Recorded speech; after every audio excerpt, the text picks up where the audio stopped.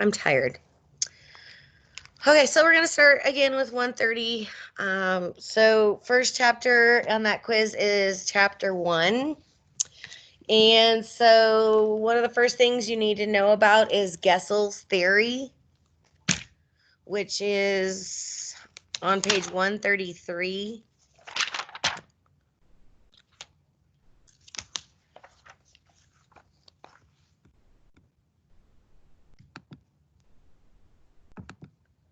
Thanks, Veronica.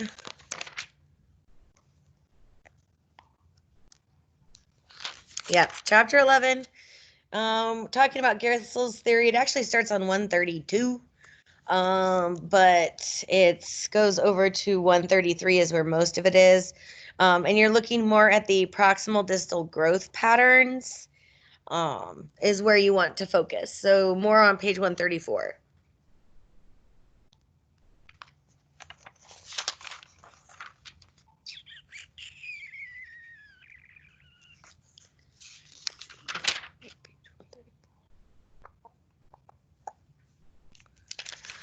Also on page 134, there's actually a couple other things we're going to look at.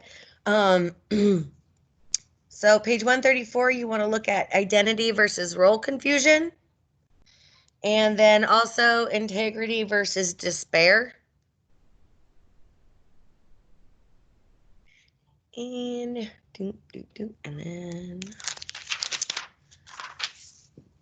And then on page 136, look at period 2, the pre-operational, specifically nursing interventions.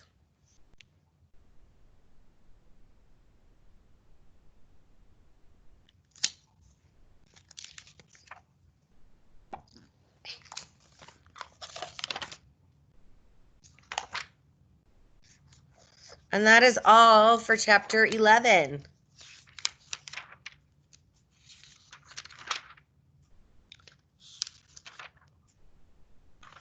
So chapter 14, the older adults.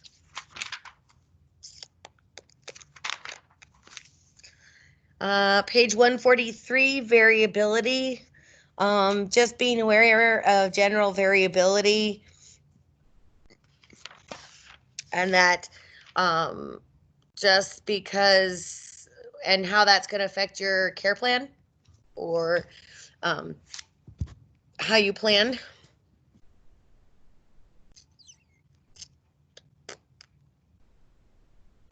Know the signs and symptoms of caregiver neglect. That's on page 188. I don't have enough room on the couch.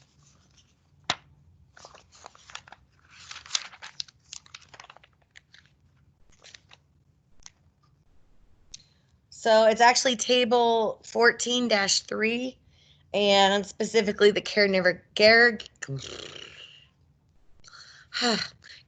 neglect.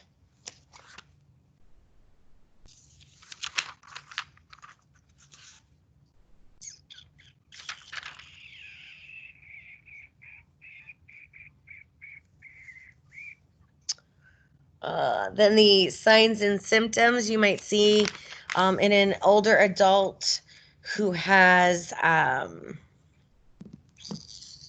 urinary tract infection, specifically looking at delirium, so page 179.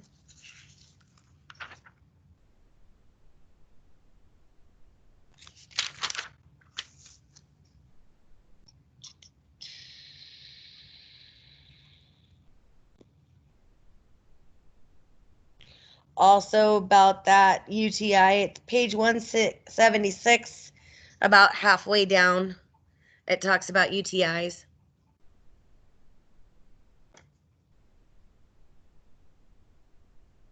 And then lastly, in this chapter, look at specifically polypharmacy, what it is, what it means, and that's on page 187.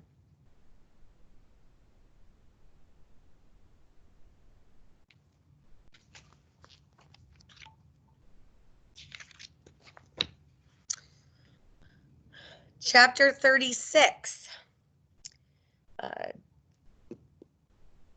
Page 733, look at the definition of spirituality. The next one's going to have a couple of pages. So I want you to look at chronic illness and how it relates or conflicts with beliefs.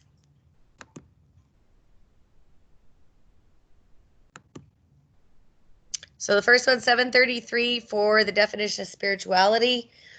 This one is going to have multiple pages. Chronic illness and how it causes conflicts within beliefs. So you're going to look at page 735 under acute illness.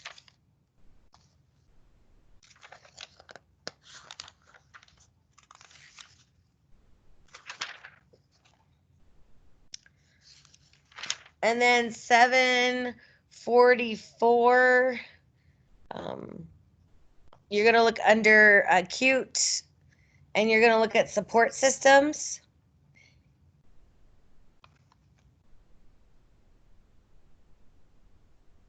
And also supporting rituals on page 744.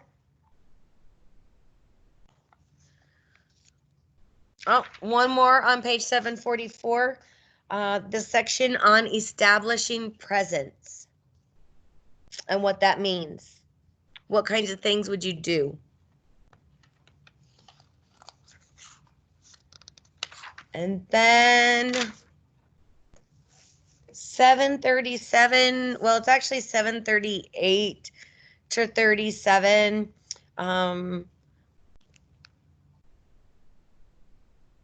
Talking about knowing your own beliefs. It's more in the critical thinking section. And knowing your own beliefs and what to do with those in order to help treat your patient more spiritually. That's still on page 744? No, that's on page 737. Okay. Well, 736, 37. 36. Okay, thank you. Mm-hmm.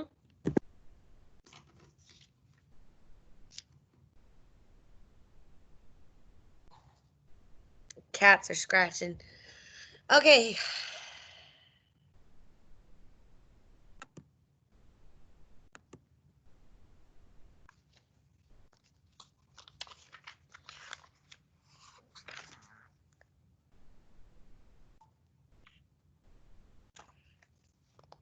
Hi, Carsey.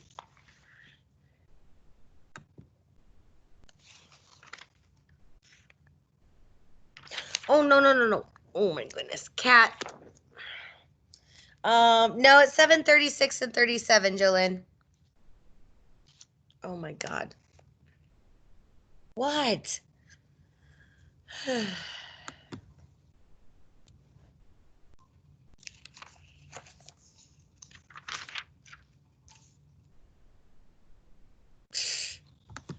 She's a snorty pig cat. She has some sort of sinus thing. We're trying to give her allergy medication, and she was prescribed antibiotics, and we cannot get her to take either. So she's being, yeah, you see this little gray thing, fuzzy thing? That's Carsey. Yes, little shit cat. Huh. Yes. Okay. Hi, you're breathing in my ear. Do you mind? Chapter 37. Moving on. So first we're going to start on page 751. I want you to know table 37-1, the different types of loss. So loss of possessions, loss of environment, significant other, and then also the like situational, actual, perceived, maturational losses. So that's on page 751 under that section on loss.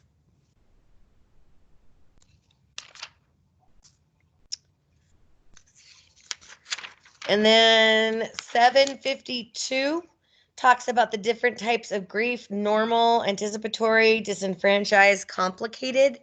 Kind of having a general idea what each one is. Specific attention to complicated grief. You're still there. Yes.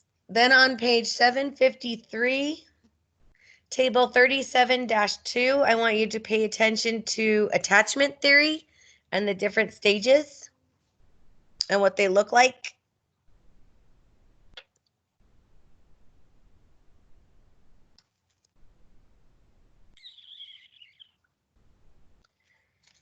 On 760, I want you to know what palliative care is and what the goal behind palliative care is.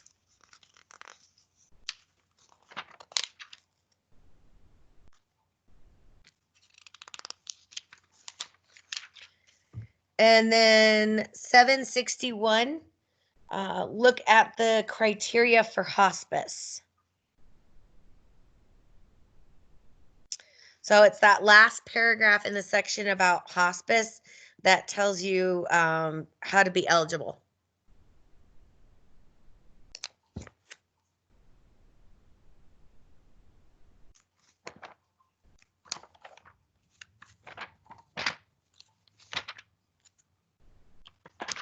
Professor, where's the types of grief again? I'm trying to follow along on my iPad and I just can't seem to find it. Let me find it again.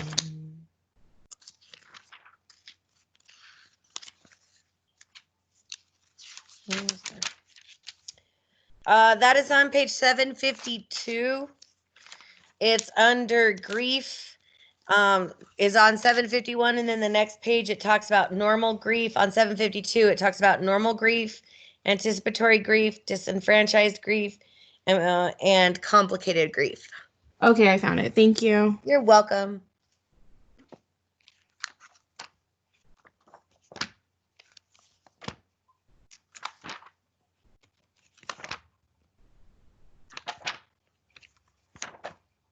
Oops, too far. Chapter 43. That's a short chapter. Sleep. I want you to look at page 993, and you're looking at sleep regulation, specifically looking at the mechanisms that regulate sleep.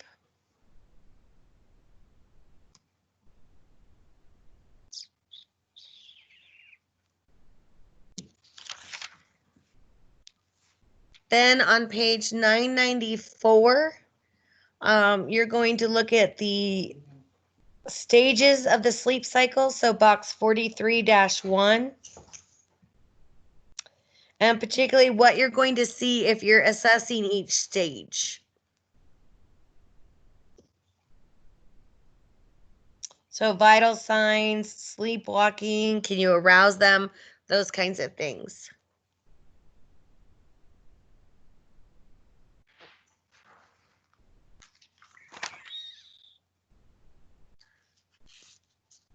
Then,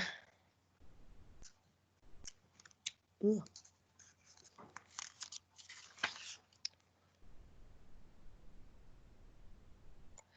I want you to look at page 1000. We're talking about sleep history in the nursing assessment. Actually goes 1000 is pretty much there.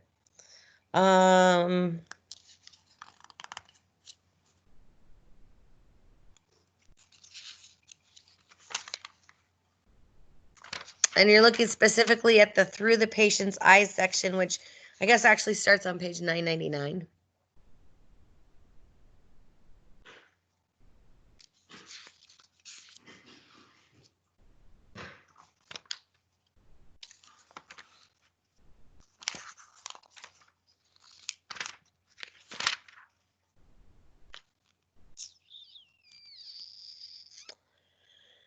And then on,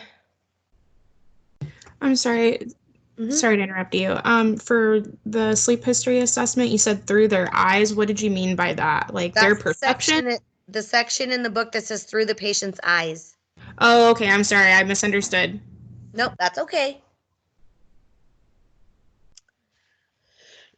Excuse me.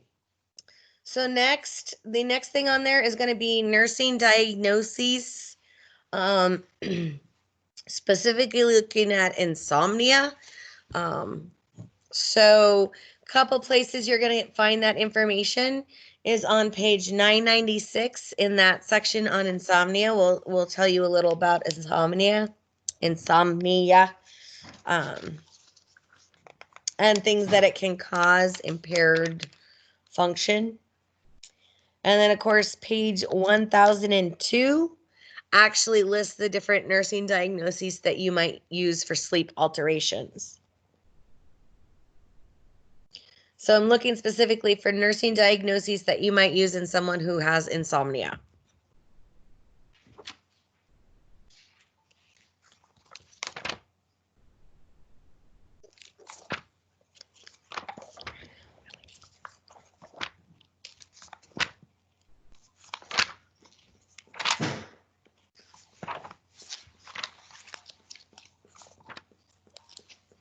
Okay, moving to chapter 49, sensory alterations.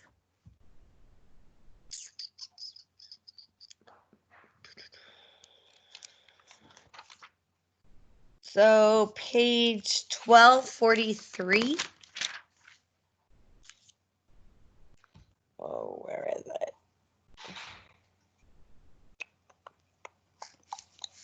Looking specifically for hearing deficits, so box 49-1, looking specifically at presbycusis.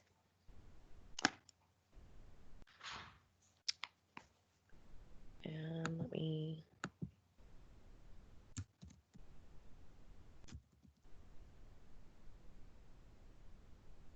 (49-1).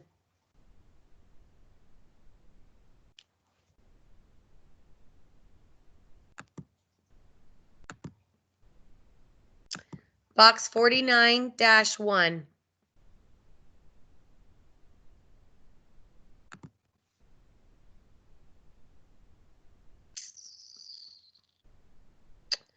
Then on page 1244,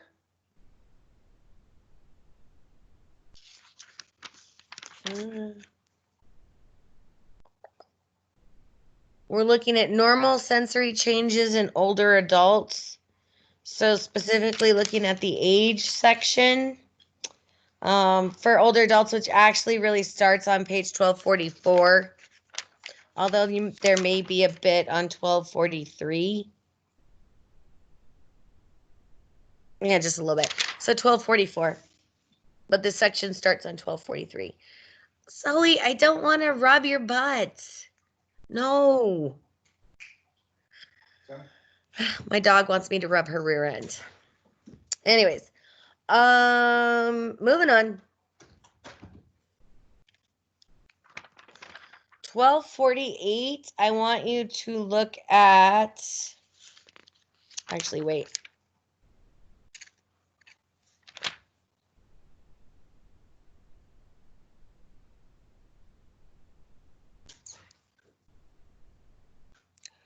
Where is it? Ugh, I thought I had seen it and now I've lost it. Well, I lost it a long time ago. Ask my husband.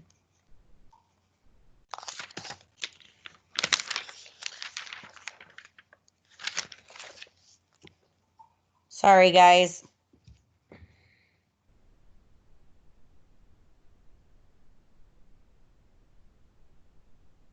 Are you looking for 49-8?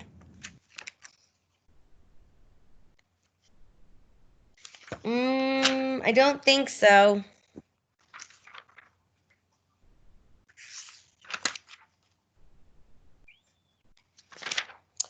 I'm looking for things that can cause sensory alterations, like interventions you may do that you may have to evaluate, like certain medications.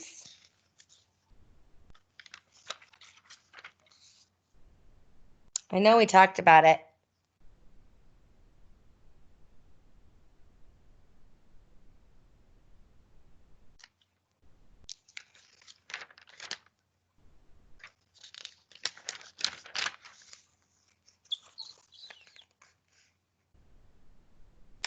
Oh, there it is. Other factors affecting perception on page 1248. So that's the little section on that page that you want to look at. Specifically knowing medications that may potentially cause issues with or cause sensory alterations.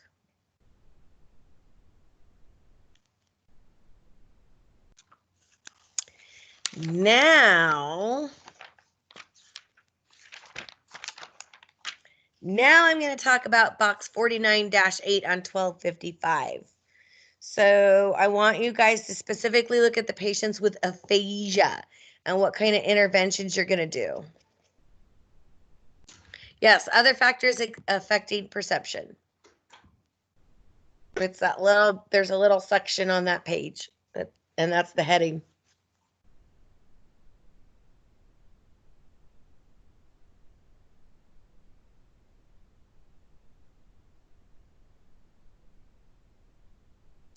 So and the last thing is like 1255, the interventions for patients with like aphasia. So we're looking specifically at box 49-8.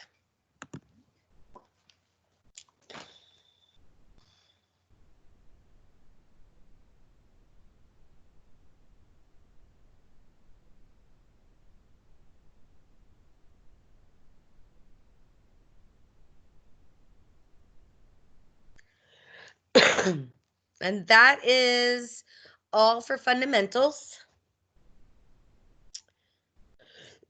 Excuse me. So let me move on to pharmacology. I might have to get up and move for a second, guys, so I can get my book.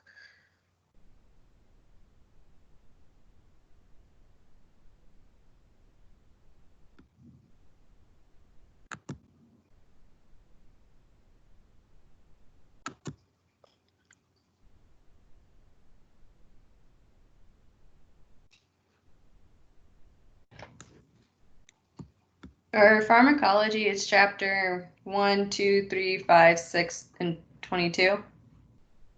Sure, that sounds right.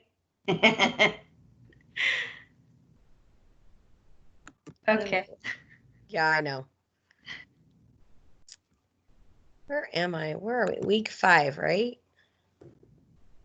Oh, that's not where it is. Where's the study guide? There it is.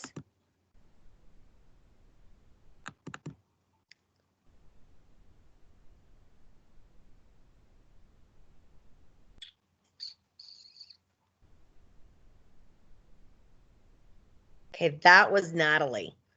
I know that voice now.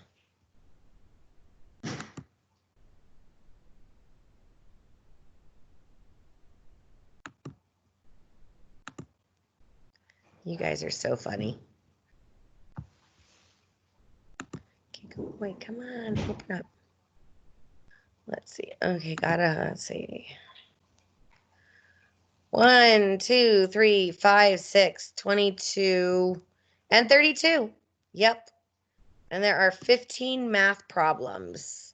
So the math problems comes from chapters 1, 2, 3, and 11.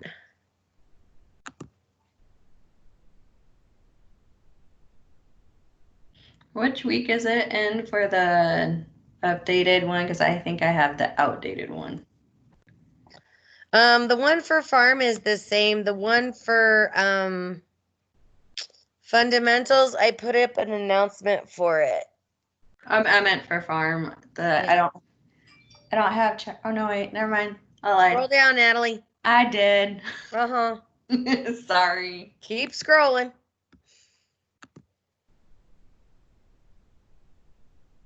Now that we got that.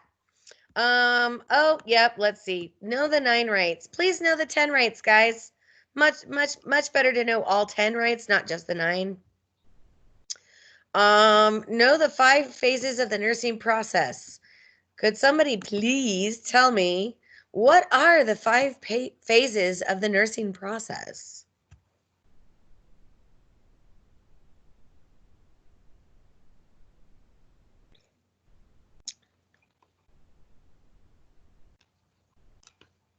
I really need to like mute this conversation because all these little things are popping up for me and I'm literally in the conversation. Yes, it is add pie. Thank you. And then kind of know examples of each. Like what an assessment will be, what diagnosis is.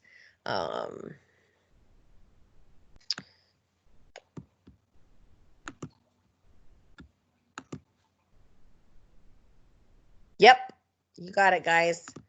All right, now I'm going to have to go get my farm book. So hang tight.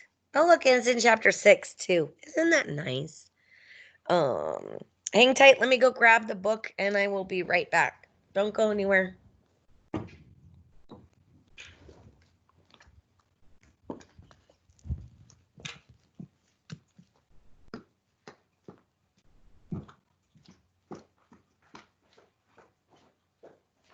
Courtney.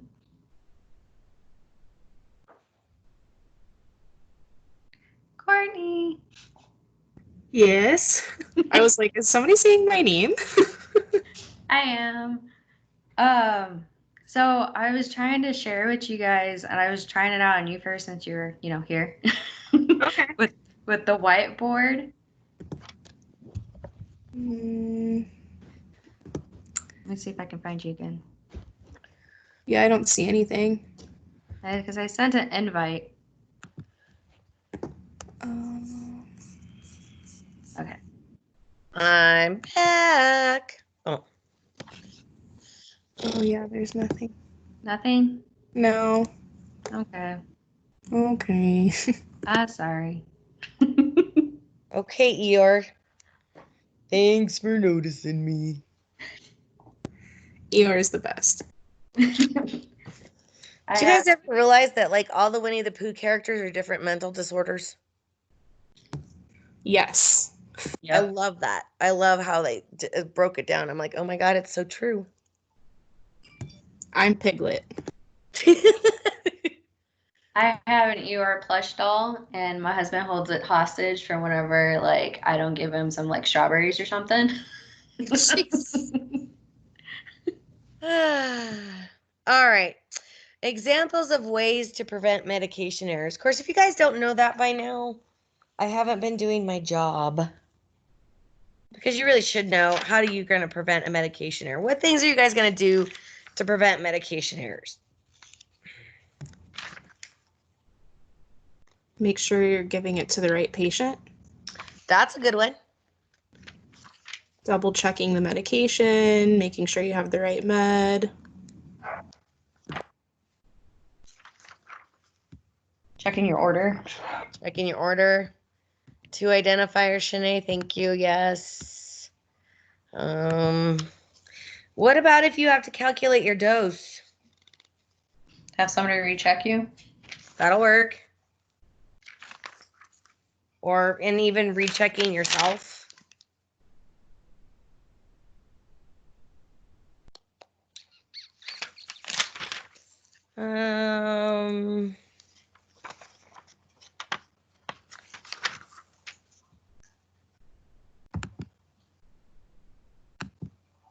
Okay. Therapeutic tolerance. Checking their medication lists to make sure there's not a interaction.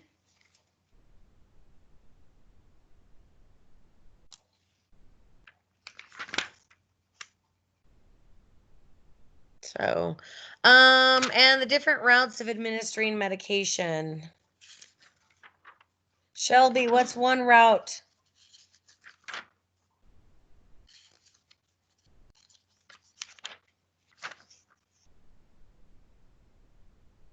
We're still here. Are you still here? She might have left.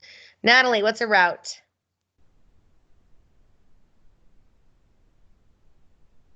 Peripheral. How about parenteral? Parent, yeah. Started with the P. So what kind of things would you be doing under parenteral route? IV medications for like an infection, Vanco. IV, what else? Oral tablets. No? That's not parenteral. Oh. What else under parenteral? We're still underneath that one. We're still in, there's a lot more. Injections. Injections. Yep. That's what I was going for. So sub-Q, IM, intradermal, IV, anything that's injectable is a parenteral. Shanae, you brought up topical. Yes. Name 2 ways you can give topical medications, Shanae.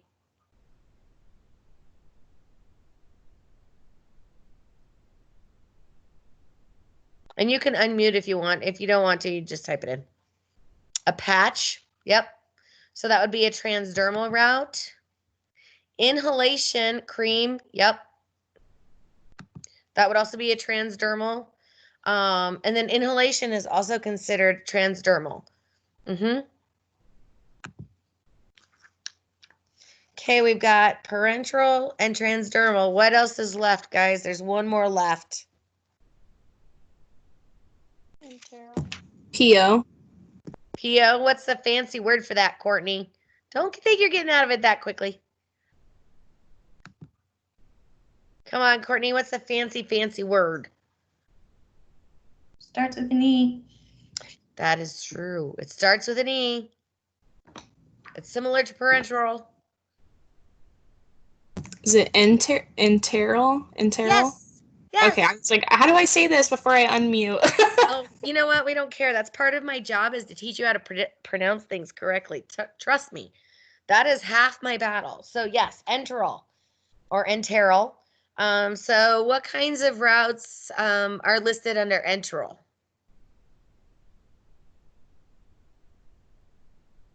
Well, y'all got the oral. Shanae we got the oral. Sublingual. What else? Rectal.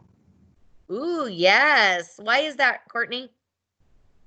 I can't remember. I just know that it is. Okay. Because that's part of the GI tract. GI tract. Yep. So enteral medications are any medications that are given via the GI tract, whether it's from the beginning or the end. Good job, guys. Oh, let me go back to my study guide. Lifespan, age-related considerations for safety medication administration from infancy to adolescence. That sounds like a lot. That's older adults. Oh, hey, look. On page 39, there is a patient-centered care lifespan considerations, age-related considerations for safety and medication administration from infancy to adults. So there you are. Definitely look at the general interventions. I would look at toddlers, preschoolers.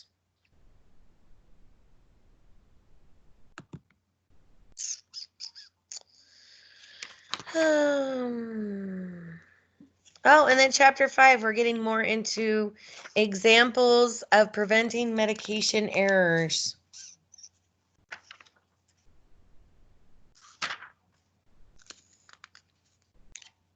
So you're looking at starting, let's see, page 67.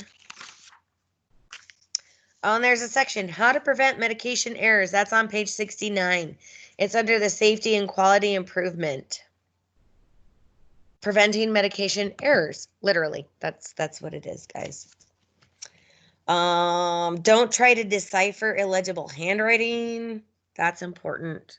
I know that comes up somewhere, either in fundamentals or pharm. I can't remember which. Minimize using verbal or telephone orders. Avoiding abbreviations. So, yeah.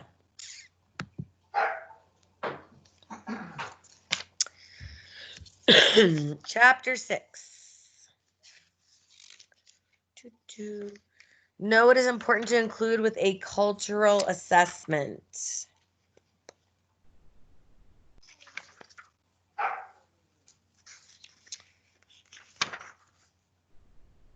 Your dog is being a big baby.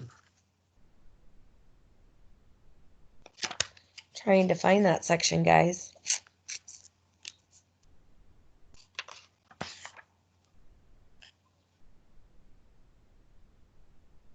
Erickson's Dragon Planning.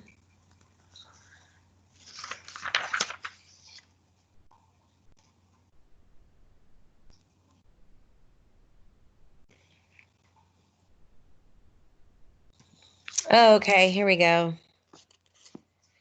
Patient education process. So, you know, make sure you're aware of the different yeah,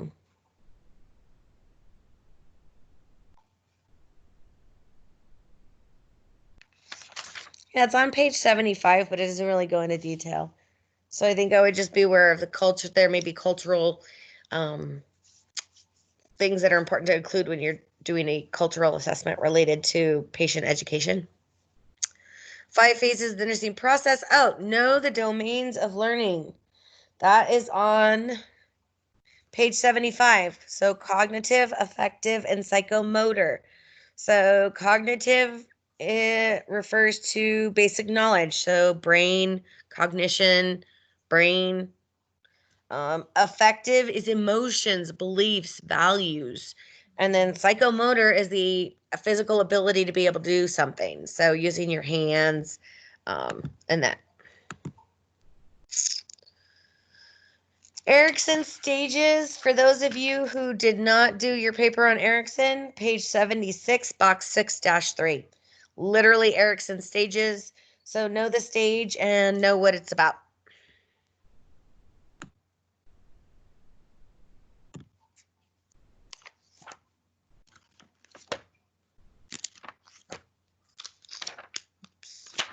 Too far. Chapter 22. What kind of teaching you're going to do about antihypertensive medications? Oh, look. Page 359, patient-centered care, patient teaching, antihypertensives in general. So there's that. Regulation of arterial pressure. So understand and know how that is regulated.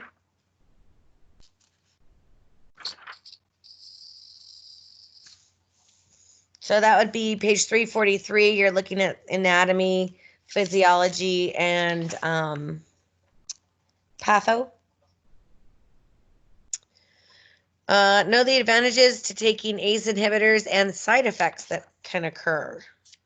Because you're going to see the ACE inhibitors so much, it's really important that you guys know those.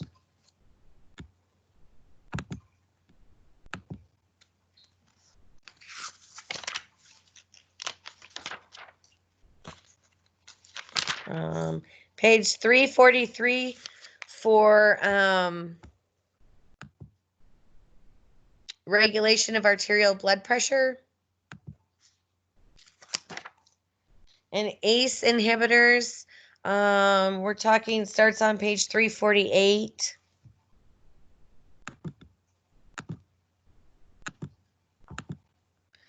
And the advantages.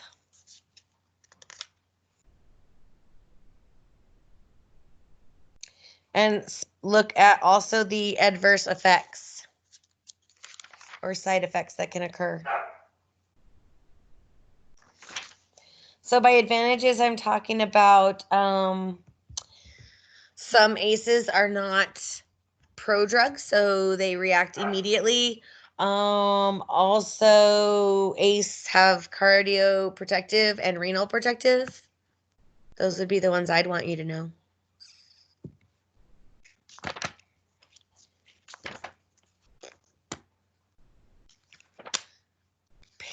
Chapter 32. I'm gonna say page 32. Whoops. You said renal protective, and what was the other one? Cardioprotective. Thank you. Chapter 32, your anti-diabetic medications. So reading of sliding scale for insulin doses. So I want you guys to be aware of how to do that. So if a patient's blood sugar is XYZ, we're going to give them this much. I'm trying to see, it's probably way back under insulin. Oh my gosh.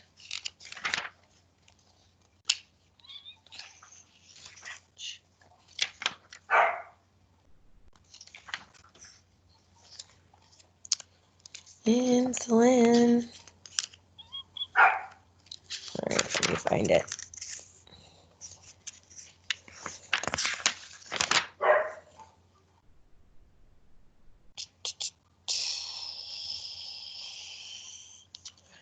Also know about insulin mixing, which ones you can mix and which ones you can't, and in what order that you can mix them.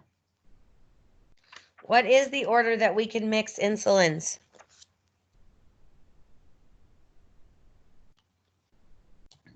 NPH first and regular. Who's being so quiet? Me, Adriana. Hi, Adriana. You're so speak up, honey. You know, I know you know. And you guys are all getting it. I was specifically looking at clear to cloudy, but you're right, an NPH, which would be cloudy, and then the short acting or rapid acting. So, sliding scales, Veronica, they can be individualized. Most facilities have, like, depending on the severity of the disease, like a low, moderate, high, and depending on where they start out when they're admitted with their blood sugars or whatever, or how well controlled they were when they come in, they'll be switched to a sliding scale. So,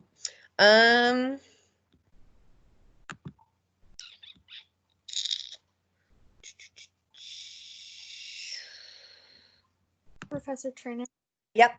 since we're on insulin, as far as the names that will be referred to, because I like the Humalog, Humulin, etc. Mm-hmm. Are you gonna use like the other names for them, like the Lantus or the Detrim? Detrimir? It'll be the generic. So instead of being Landis, it'll be Detamir. Okay. Mm-hmm. Good Thank question. Time frame for administering rapid acting, short acting, intermediate, and long acting insulin. So when you want to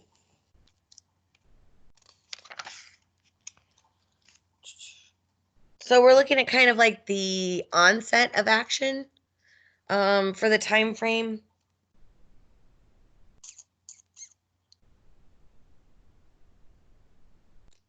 I know that's a lot. Oops. And actually, you can find that, guys, on 506, 507.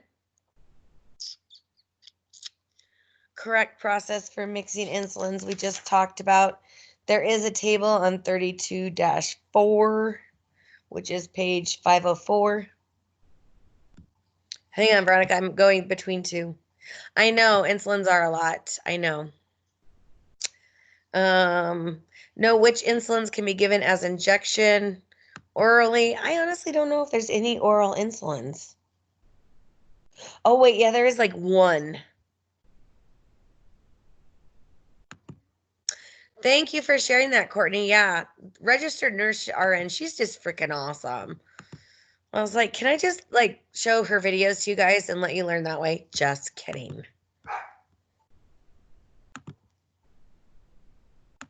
Mnemonics are the most important thing, guys. If you can find mnemonics for various things, you're in like Flint, I'm telling you. What kind of insulin? There's only one kind of insulin that can be given intravenously. What insulin is it?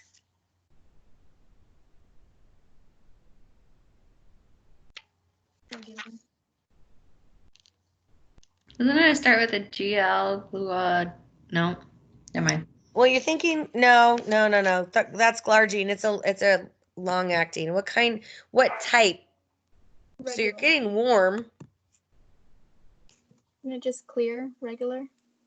Regular. That's what I'm looking for. Thank you, Adriana. Yes, it's regular insulin. Regular insulin is the only insulin that can be given intravenously. You cannot give any other insulins intravenously. So it's that rapid acting insulin. Don't question yourself so much.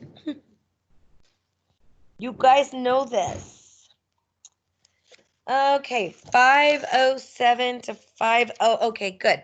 So we talked about basal and bolus dosing. Know the differences between a basal dose and a bolus dose with insulin. And you can look at that at page 507 to 508 in that little blue section. So what is a basal dose?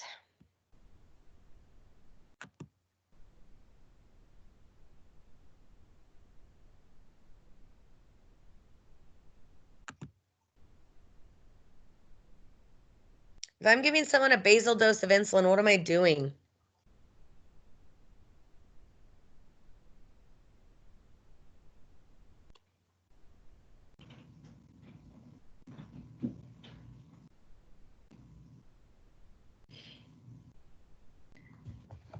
I know basal is at the beginning of the resting rate or the resting measurement of the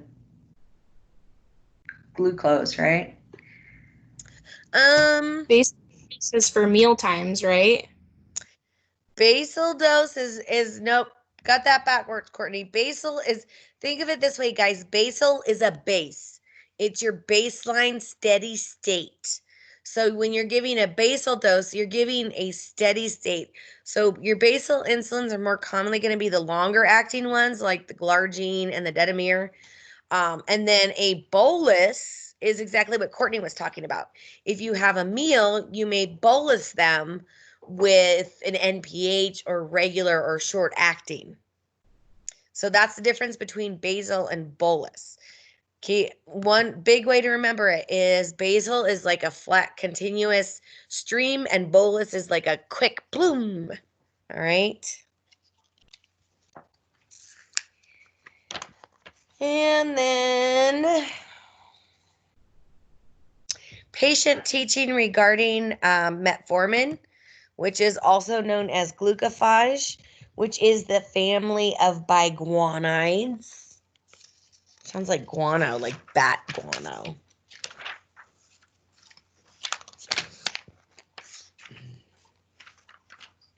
So teachings that you're going to give regarding specifically that medication. I don't like this book.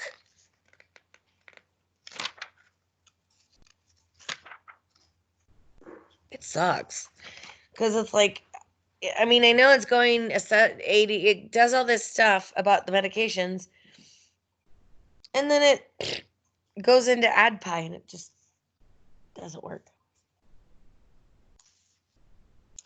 So I'm like trying to find patient teaching.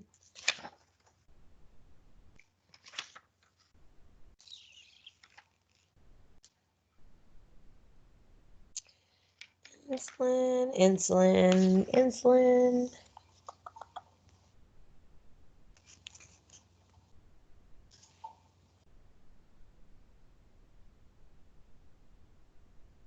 Yes, I have, Veronica. I've actually had people ask me for it. Yes, let me give you the side effect of hypoglycemia.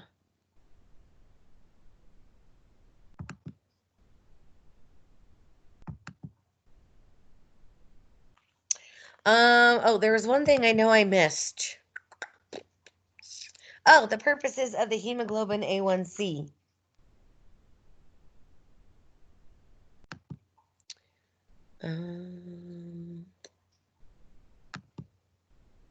Actually, there's a couple I still missed.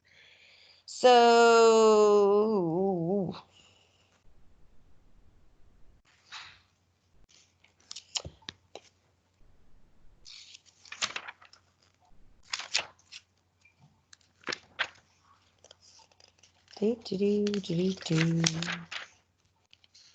Pathophysiology.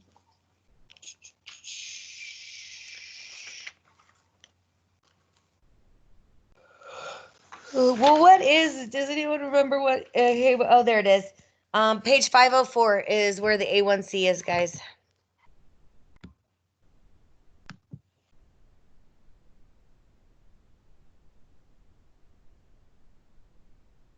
Yep, it's a percent average. So it helps to determine their control. And it's it gives you kind of an estimated average. And then, not that. Early signs of hypoglycemia and nursing interventions.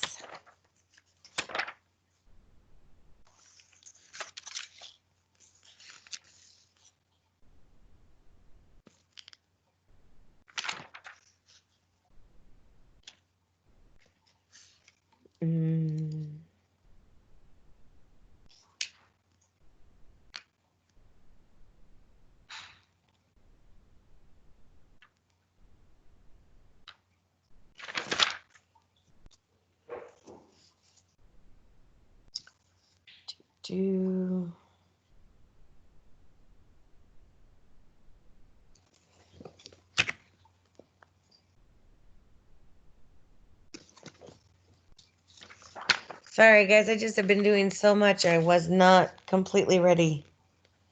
Hypoglycemia. 500 and 514.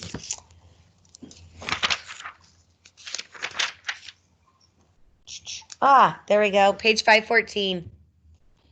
Glucose elevating drugs. It talks about hypoglycemia and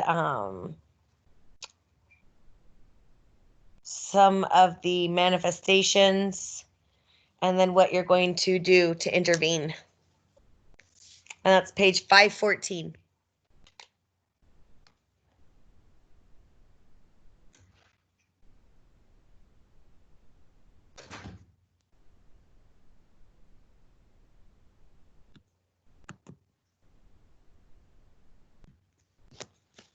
So any questions, guys? Any other questions?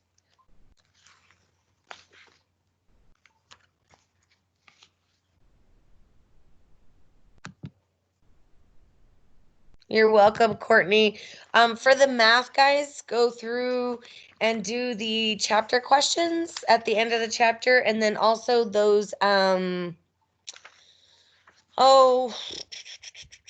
the rapid practice questions are really good too.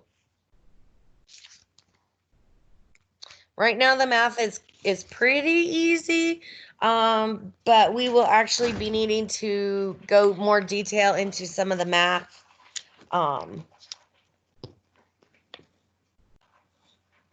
We'll probably have to do specific ones that just for math.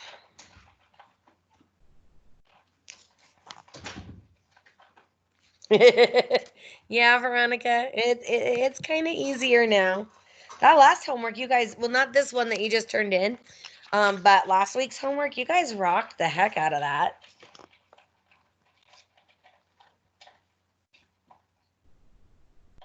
Of course, some of you really ticked me off because you made stupid math errors. Or forgot zeros, huh, Veronica?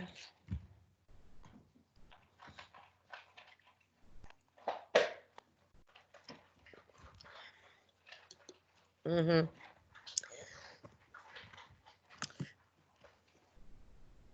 All right. Anybody else have any other questions? Rushing the problem. Honestly, I don't know, Shanae. I haven't really looked that closely at everybody's, but I will let you know.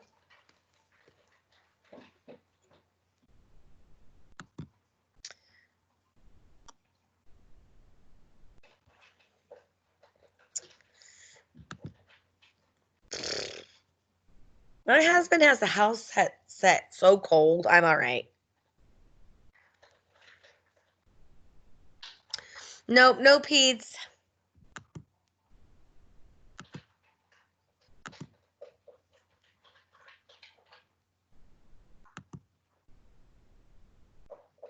You guys are very, very, very welcome.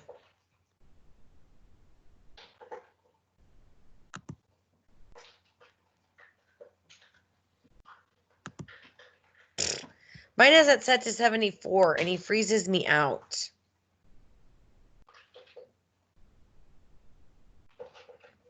I'm always cold.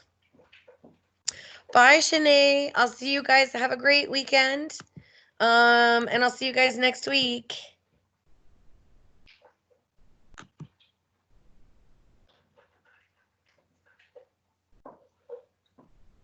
I could only wish, Veronica.